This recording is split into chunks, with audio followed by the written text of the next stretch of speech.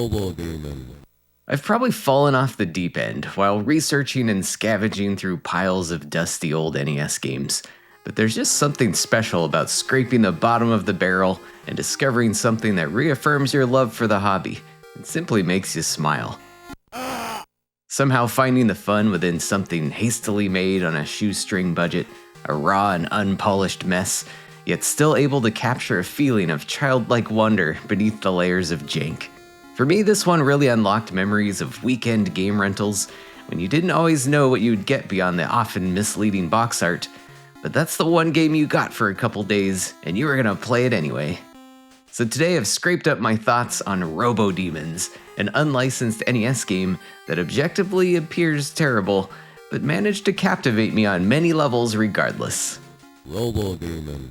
I mean, listen to that. Who needs a seal of quality anyways? So this came out in 1990 in North America, developed and published by Color Dreams, a company known for releasing several unlicensed NES games on those cute baby blue cartridges. You might also know their other sub-labels like Bunch Games or Wisdom Tree, their branch for religious edutainment titles that actually sold fairly well. But one thing you could always count on was raw and ragged gameplay, abrasive music and sound, weird outsider pixel art. Robodemons would be no exception to this. It even also serves as their dark and sinister alternative to their top-selling title Bible Adventures. Beneath the pretty sick-looking cover art, we've got a tale surrounding a most great warrior who has taken on the task of stopping the evil demon king Cole from taking over planet Earth with his army of Robodemons. You must fight through the 7 gates of Hades, destroy Cole's contraption that can transplant demon souls into machines, and ultimately take down Cole himself in his grand palace, only armed with a boomerang and a jetpack.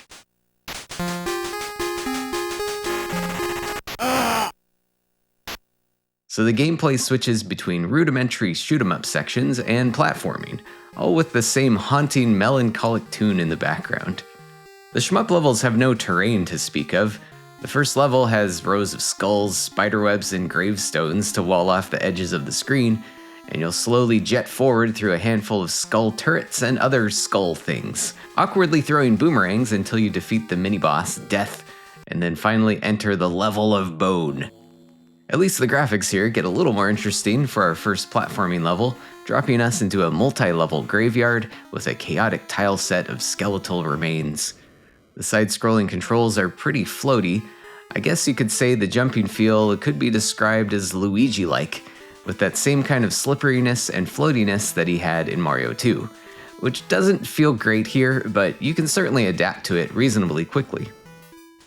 And since you can only have one boomerang on the screen at a time, not to mention its trajectory does not have it return directly to you, but above you instead, this becomes your first playground to learn how to deal with the numerous skeleton enemies in your path, along with dealing with deadly hazards on the ground and slowly roving teeth.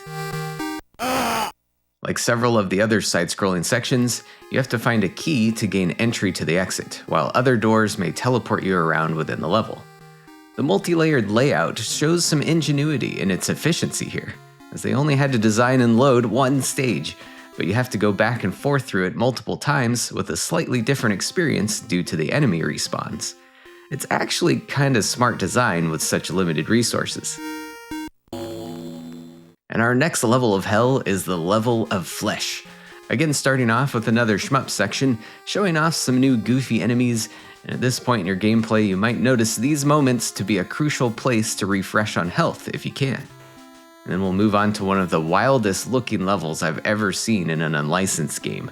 A messy network of internal organs and arteries, having you jump on platforms made of brains and guts, traversing through teleporting ventricles, all while trying not to fall into a dangerous ocean of bile. A tremendous and memorable stage. Now, I won't go too deep into all of the other later levels here, because seriously, how can you top the level of Flesh? But as you keep going, the challenge gradually ramps up with more enemies that take more hits to kill, and eventually new objectives like saving human prisoners. Each level really does make a commendable effort to stick to a certain theme, and we also constantly get introduced to new enemies.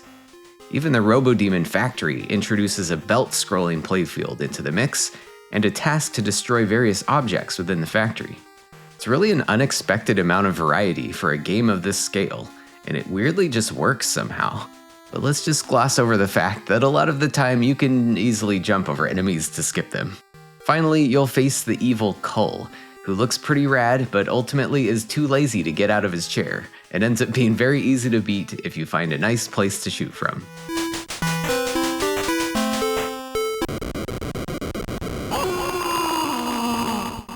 This is by no means a hard game once you figure out how to outsmart some of the nastier enemies, and especially considering it has unlimited continues, this one could probably be bested in an afternoon. But honestly, it can be surprisingly fun to play again if you want to try to beat it without continuing, or maybe even speedrun it. Stacking this up against NES games with an actual production budget doesn't feel super fair, but if we're limiting our scope to the Color Dreams catalog, Robodemons is solid as hell.